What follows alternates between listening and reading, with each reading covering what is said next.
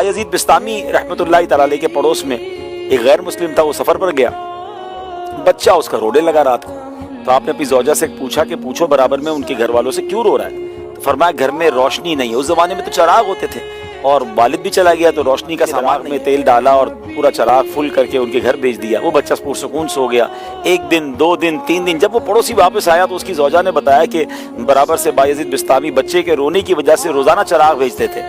तो फरमाया जब चराग का नूर हमारे घर में आ ही गया है तो चलो फिर इस्लाम का नूर भी ले लें, मुसलमान हो गए।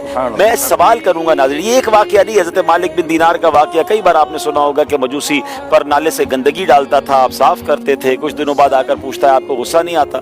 तो आपने कहा अल्लाह करीम कुरान में फरमाता है कि गुस्सा पीने वाले अल्लाह को पसंद है, मैं पानी डाल के धो देता हूँ। तो कहता कीचड़ बाद में धोइएगा, पहले मेरा सीना धोइए, मैं कलमा पढ़कर मुसलमान होता हूँ। तो ऐसे बहुत सारे वाकयात ये है कि मेरा मुसलमान पड़ोसी क्या मुझसे राजी है, वो तो गैर मुस्लिम मुसलमान हो जाते थे। दुनिया में कई मुल्कों में मुसलमान ऐसे मोहल्लों में रहते हैं जहाँ आस पड़ोस में गैर मुस्लिम होते हैं। अब आप तो रिप्रेजेंटेटिव हो गए ना इस्लाम के, आप तो नुमाइंदे बन गए कि आपके अखलाक को देखकर क्या वो मुसलमान हो रहे हैं। ये कह रहे हैं कि ये होता है पड़ोसी, ये मुसलमान पड़ोसी का हमें फायदा है। कहीं ऐसा ना हो कि मुसलमान पड़ोसी से गैर मुस्लिम और दूर हो जाए इस्लाम से। अशफाक भाई, ये जो हमारे नूर भाई थे दावत इस्लामी में, जो माशाल्लाह सोशल मीडिया को फॉलो करते हैं, एक नूर अतारी भाई थे यूके में, जो 67 या 64 ईयर की एज में वो इस्लाम कबूल किया।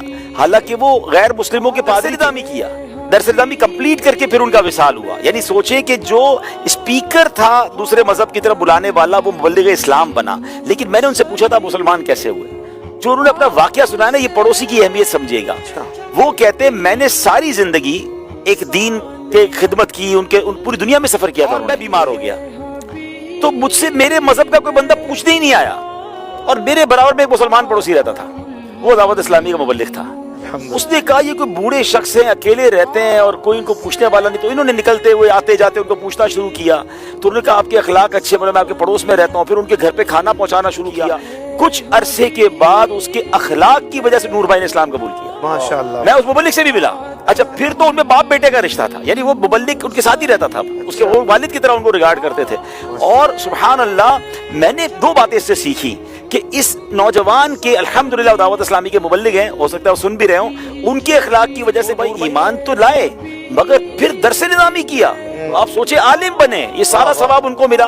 लेकिन यहाँ मेरे पास एक और मैसेज ये है कि अगर हम अपने बुजुर्गों को, हम अपने मुसलमान पड़ोसियों को नहीं पूछेंगे तो वो बंदा अपने लोगों के ना पूछने की वजह से मुतनफ्फिर होकर इस्लाम कबूल किया, कहीं हमारा कोई दूसरा चांस मिल गया तो उसके ईमान का क्या होगा। अच्छा, बाज़ औक़ात क्या होता है, हम कहते हैं यार पड़ोसी का मसला इतना बड़ा है, मैं तो हल ही नहीं कर सकता, वो मकरूज हो गया, मैं पैसे तो नहीं है मेरे पास। असल में ये माइंडसेट चेंज कर दें आप। हर मुसीबत सिर्फ पैसे से हल नहीं होती। 2 अच्छे मीठे बोल जो है ना, हौसले की चंद बातें, आप कहना मैं खड़ा हूँ आपके साथ, मैं इंशाल्लाह रोज आपके लिए दुआ करूंगा, मेरे लायक कोई काम हो तो बता दीजिएगा। लेकिन इग्नोर करके गुजर जाना, पता ही नहीं अगले की क्या जिंदगी का बेड़ा गर्क हुआ और आपको एहसास ही नहीं है, तो ऐसा नहीं होना चाहिए। बल्कि रिवायतों में मजमून मिलता है कि वो कितना बुरा पड़ोसी है कि खुद सुकून से सो रहा है, उसका बराबर पड़ोसी भूखा सो रहा है। हमें ये गौर करना है कि हमारे पड़ोसी का क्या हाल है और उसकी खैर खबर लेते रहना।